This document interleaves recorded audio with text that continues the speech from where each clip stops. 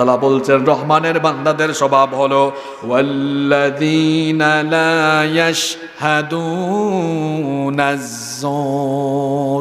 রহমানের বান্দা হলো তারা মিথ্যা সাক্ষী দেয় না, যারা মিথ্যা সাক্ষী দিতে দিতে মানুষ এত নিচে নেমে গিয়েছে, আল্লাহওয়ালা বড় বড় বুজুর্গদের বিরুদ্ধে মিথ্যা সাক্ষ্য দিয়ে মানুষ নিচে নেমে গিয়েছে। মিথ্যা সাক্ষ্য দিয়েন না, কঠিন বিচার হবে কিয়ামতে। আপনার একটা মিথ্যা সাক্ষীর কারণে অনেক মানুষের উপরে বড় ধরনের জুলুম হয়ে যেতে পারে। এটা বড় ধরনের গুনাহ, অনেক বড় ধরনের পাপ, অনেক বড় ধরনের গুনাহ। আল্লাহ আমাদেরকে বুঝার তৌফিক দেন। নাম্বার 10 নম্বর রহমানের বান্দাদের গুণাবলী হলো, এটা ভালো করে শুনেন, এই রোগেও আমরা অনেকে আক্রান্ত। রহমানের বান্দারা অনর্থক কথা এবং কাজ উপেক্ষা করে চলে, অনর্থক কোনো কর্মসূচিতে তারা যায় না। আল্লাহ তাআলা বলছেন ওয়া ইযা মাররু বিল্লাগবি মাররু কিরামা। অনর্থক কিছু হচ্ছে এমন জায়গা দিয়ে গেলে ব্যক্তিত্ববান মানুষের মতো চলে যায়, ওখানে সে ইন্টারফেয়ার করে না।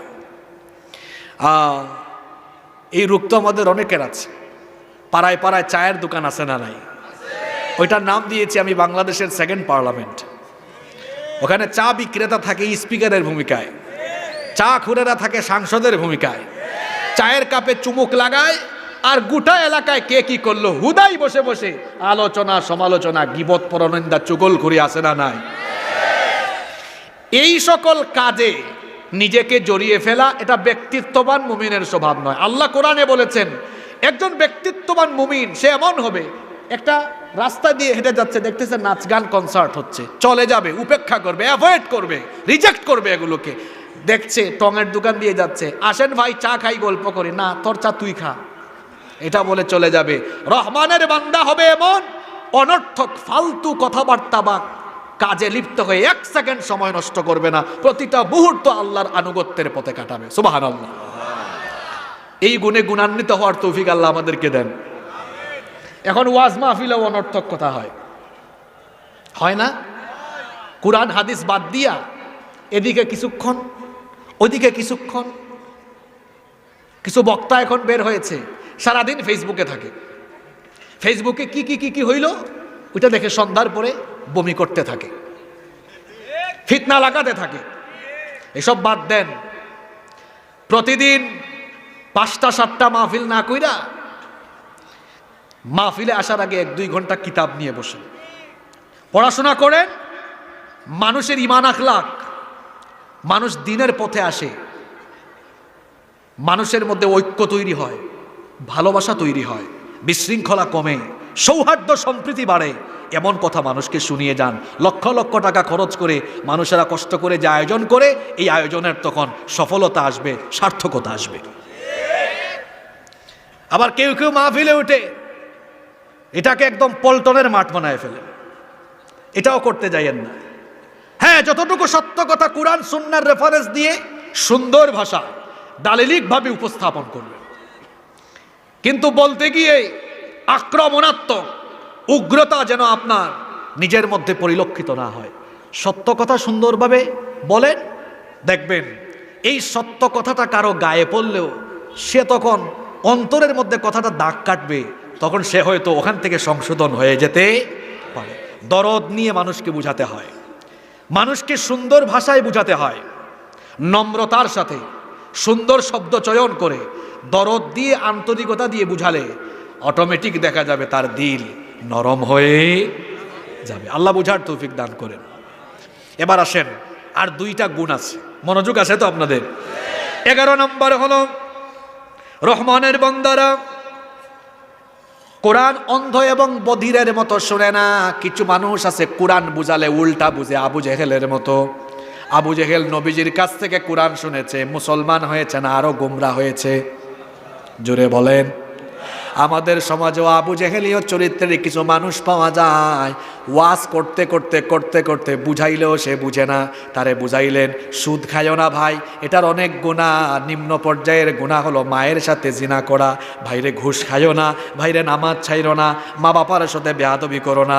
কোরআনের আয়াত দিয়ে বোঝানো হয়, কিন্তু কিছু লোক বধিরের মতো শুনেও যেন না শোনার ভাব ধরে, এমন মানুষ আমার সমাজে আছে না নাই? আল্লাহ বলছেন এগুলো মুমিনের স্বভাব নয়, রহমানের বান্দাদের স্বভাব হলো। আল্লাহ তাআলা বলছেন ওয়াল্লাযীনা ইযা যুক্কিরু বিআয়াতি রাব্বিহিম লাম ইয়াখিরু আলাইহা সুম্মান ওয়া উময়ানা। রহমানের বান্দা হলো তারা, আল্লাহর আয়াত দিয়ে, রবের আয়াত দিয়ে তাদেরকে উপদেশ দেওয়া হলে বধিরের মতো, অন্ধের মতো আচরণ করে না যারা, বরং কোরআন শুনলেই হেদায়েতের আলোয় উদ্ভাসিত হওয়ার জন্য চেষ্টা করে। আল্লাহ তুমি এই গুণ দিয়ে আমাদেরকে গুণান্বিত করে দাও। আরো আসতে বলে না আমিন। রহমানের বান্দাদের 12 এবং সর্বশেষ গুণাবলী হলো তার স্ত্রী এবং সন্তান পরিবারের জন্য আল্লাহর কাছে দোয়া করে। কি দোয়াটা করবে আল্লাহ দোয়াটাও শিখাইয়া দিলেন। আল্লাহ তাআলা বললেন তারা দোয়া করে ওয়াল্লাযীনা ইয়াকুলুনা রব্বানা হাব লানা মিন আজওয়াজিনা ওয়া যুররিয়াতিনা কুররাতা আ'য়ুনিন ওয়াজ'আলনা লিল মুত্তাকিনা ইমামা। অবিবাহিত ছেলেদের ওয়াজ চলে আসছে এখানে। অবিবাহিত মিসকিন ব্যাচেলর অনেক আছে না? মিসকিন বলেছি, নিঃস্ব তো সঙ্গী এখনো নাই। হবু বউয়ের জন্য দোয়া করতে হবে। হবু বউয়ের জন্য কেমন দোয়া করতে হবে? আল্লাহ দোয়া শিখিয়েছেন রব্বানা হাব লানা মিন আজওয়াজিনা ওয়া যুররিয়াতিনা কুররাতা আ'য়ুনিন ওয়াজ'আলনা লিল মুত্তাকিনা ইমামা। হে অবিবাহিত ছেলেরা শোনো, কি সুন্দর দোয়া। এখন থেকে এই দোয়াটা যেন মিস না যায়। আল্লাহ আমাকে এমন বউ দাও যারে দেখলে আমার চক্ষু শীতল হয়ে যাবে, ঠান্ডা হয়ে যাবে, কলিজা ঠান্ডা হবে। সুবহানাল্লাহ। যারা বিয়ে করে ফেলছেন তারাও এটা করবেন। একটারে সামলা লাগে, ওইটার হক ভালোভাবে আদায় করেন, এরপরে আরেকটা করেন, অসুবিধা। আপনার স্ত্রীকে গিয়ে জিজ্ঞেস করেন যে বউ তোমারে আমি সন্তুষ্ট করতে পারছি কিনা, দেখবেন জবাবটা কি দেয়। চক্ষু শীতলকারী স্ত্রী মানে হলো যে স্ত্রীকে দেখলে, যে বিবিকে দেখলে পরে আপনার চক্ষুটা শীতল হয়ে যায়। আপনি বাড়িতে গেলেন, বাসায় গিয়ে দেখলেন আপনার স্ত্রী আজান হলে নামাজে দাঁড়িয়ে যান, তিনি আপনার ঘরের সব কিছু দেখাশোনা করেন, অনেক কেয়ারিং মহিলা। দেখলেন আপনি আপনার সন্তানগুলোকে ভালোভাবে দেখাশোনা করে, আপনার বাবা মায়ের সাথে সুন্দর আচরণ করে, আপনারও আনুগত্য করে, সেবা করে, এমন স্ত্রী পেলে চক্ষু ঠান্ডা হবে কি হবে না? আবার দেখলেন আপনার সন্তানগুলো এমন, আজান হলে নামাজে চলে যায়। গোটা মিরপুরে, গোটা পুরাদহ এলাকায় বলা হয় আপনার ছেলেটা খুবই ভালো, আজান দিলে নামাজে আসে, এলাকার সবাইকে সালাম দেয়, ভদ্র ছেলে, বড়দেরকে সম্মান করে, ছোটদেরকে স্নেহ করে। এমন চরিত্রবান সন্তান যদি পান, তাকে দেখলে চক্ষু শীতল হবে কি হবে না? আল্লাহ তাআলা বলছেন স্ত্রী আর সন্তানদেরকে যদি চক্ষু শীতলকারী দেখতে চাও, আমার কাছে দোয়া করো।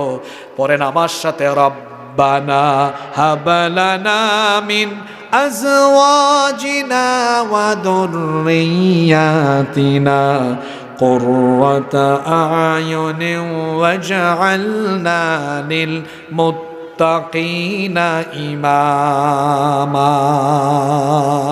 সব সময় দোয়াটা করবেন। দোয়াটা শেষ হয় নাই, শুনেন একটা সুন্দর বিষয় এখানে লুকিয়ে আছে। হে আল্লাহ, হে আমার রব, আমাকে চক্ষু শীতলকারী স্ত্রী সন্তান দাও। আর শেষের অংশটা হলো ওয়াজআলনা লিল মুত্তাকিনা ইমামা, আমাদেরকে মুত্তাকিদের ইমাম বানাও। জুড়ে বলেন কাদের ইমাম? মুত্তাকিরা হলো আল্লাহর জমিনের সবচাইতে শ্রেষ্ঠ মানুষ, এরা আল্লাহর কাছে সম্মানিত। এজন্য আল্লাহ বলেছেন ইন্না আকরামাকুম ইনদাল্লাহি আতকাকুম, নিশ্চয়ই আল্লাহর কাছে সম্মানিত তারা তাকওয়াবান যারা। এখন আপনি দোয়া করছেন আল্লাহ আমাদেরকে মুত্তাকিদের ইমাম বানাও। অনেকে আছে তার ছেলেকে নিয়ে আসে, হুজুর দোয়া করেন ছেলেটা যেন আপনার মতো বা আপনাদের মতো আলেম হয়। আপনার স্বপ্ন এত ছোট কেন? আল্লাহ আপনাকে এত সুন্দর দোয়া শিখালেন, অমুকের মতো তমুকের মতো হবে কেন? আল্লাহ তো শিখিয়েছেন তুমি সন্তানের জন্য দোয়া করো, ওয়াজআলনা লিল মুত্তাকিনা ইমামা, আমাকে আমাদের পরিবারের সবাইকে সন্তানকেও আল্লাহ মুত্তাকিদের ইমাম বানাও। আচ্ছা, জনসাধারণের ইমাম, আম মানুষের ইমাম না মুত্তাকিদের ইমাম? জোরে বলেন তো। মুত্তাকিদের ইমাম যে হবে সে কি কম মুত্তাকি হবে না বেশি মুত্তাকি হবে? তো চাইতেছেন যেহেতু বড় করেই চান। এখানে রহমানের বান্দাদের কয়টা গুণাবলী বলা হলো? জোরে বলেন। এই 12টা গুণাবলী যারা অর্জন করবে তাদের বেনিফিট কি, লাভ কি, পুরস্কার কি? আল্লাহ বলছেন উলাইকা ইউজজাউনাল গুরফাতা বিমা সাবারু ওয়া ইউলাকুনা ফিহা তাহিয়াতাও ওয়া সালামা খালিদিনা ফিহা হাসুনাত মুস্তাকাররাও ওয়া মুকামা। আল্লাহ তাআলা বলছেন এই গুণাবলীগুলো অর্জন করবে যারা চিরস্থায়ী জান্নাতের সুসংবাদ পেয়ে জান্নাতের উঁচু প্রাসাদে অবস্থান করবে তারা। বলেন তো দেখি কয়টা গুণ? 1 নাম্বার, রহমানের বান্দারা ভদ্র না অভদ্র, অহংকারী না বিনয়ী? এখন মুলাখাস সামারি বলা হচ্ছে, সবাই জবাব দিবেন। 2 নাম্বার, রহমানের বান্দারা উগ্র না সহনশীল? 3 নাম্বার, রহমানের বান্দারা রাতে তামাশা করে না আল্লাহকে সাজদা করে? 4 নাম্বার, রহমানের বান্দারা ইবাদত গুজারি হয়েও জাহান্নাম থেকে বাঁচার জন্য কি করে? দোয়া করে। এরপরে হলো কয়টা বললাম? 4টা। 5 নাম্বার, রহমানের বান্দারা কিপটা হয় নাকি দানশীল হয়? আমরাও দানশীল হব তো? কারা কারা দানশীল হতে রাজি আছেন 2 হাত তুলে দেখান তো। মাশাআল্লাহ, খুশি হয়েছি আমি। হাতগুলা নাড়াচাড়া মারেন। আজকের ওয়াজ জায়গায় আমল হবে। স্বেচ্ছাসেবক ভাইরা টুপি নিয়ে চাদর নিয়ে ঢুকেন, এরা সবাই দানশীল হবে, ওয়াদা করেছে। হাতগুলা নামায় নামায়া পকেটে ঢুকান, মানুষের পকেটে ঢুকাইয়েন না, নিজের পকেটে ঢুকান। চতুর্দিক থেকে স্বেচ্ছাসেবক ভাইরা যাবেন। কই আপনাদের ব্যবস্থা নাই? আচ্ছা শুনেন শুনেন, ওয়াজ শেষ হয় নাই, দান সদকাও চলবে, বাকিগুলোও শোনেন। 6 নাম্বার, রহমানের বান্দারা আল্লাহর সাথে কাউকে শরীক করে না। 7 নাম্বার, রহমানের বান্দারা অন্যায়ভাবে মানুষ খুন করে না। 8 নাম্বার, রহমানের বান্দারা জিনা করে। 9 নাম্বার, রহমানের বান্দারা মিথ্যা সাক্ষী দেয়। 10 নাম্বার, রহমানের বান্দারা অনর্থক কথা বা কাজে সময় নষ্ট করে। 11 নাম্বার, রহমানের বান্দারা কুরআন বধিরের মতো শুনে না, হেদায়াতের নিয়তে শুনে। 12 নম্বর হলো রহমানের বান্দারা স্ত্রী সন্তানের জন্য দোয়া করে। দোয়াটা মনে আছে? কি দোয়া পড়েন? রব্বানা হাব লানা মিন আজওয়াজিনা ওয়া যুররিয়াতিনা কুররাতা আ'য়ুনি ওয়াজআলনা লিল মুত্তাকিনা ইমামা। এই দোয়াটা করবেন। কমিটি তো খুবই স্মার্ট, সবাইকে অনেক সুন্দর লাগলো, কিন্তু শেষ বেলায় কি করলেন? এটা চতুর্দিকে ছেলেদেরকে রাখা উচিত ছিল যাতে 1 মিনিটে শেষ হয়ে যায়। গিয়েছে এই যে 2 সাইড থেকে গেলে তো সারা রাত লাগবে। খুব স্মার্ট মানুষ আপনারা, শেষ বেলায় এসে এই কাজ করলেন কেন? যাই হোক, আমার দিকে তাকান। আমরা কয়টা গুণাবলী শুনেছি? এই 12টি গুণে যদি আপনারা গুণান্বিত হতে পারেন, জীবন বদলে যাবে ভাইয়েরা বাবারা, জীবন পাল্টে যাবে, জান্নাতি জীবন হয়ে যাবে ইনশাআল্লাহ, এবং আমরা নিজেদেরকে জান্নাতের পথে পরিচালিত করতে পারবো। এই 12টি গুণে গুণান্বিত হওয়ার তৌফিক আল্লাহ যেন আমাদের সবাইকে দান করেন। জোরে বলেন আমিন। কে উঠবেন না? আপনারা বড় ভদ্র মানুষ, আপনাদের কথা আমার চির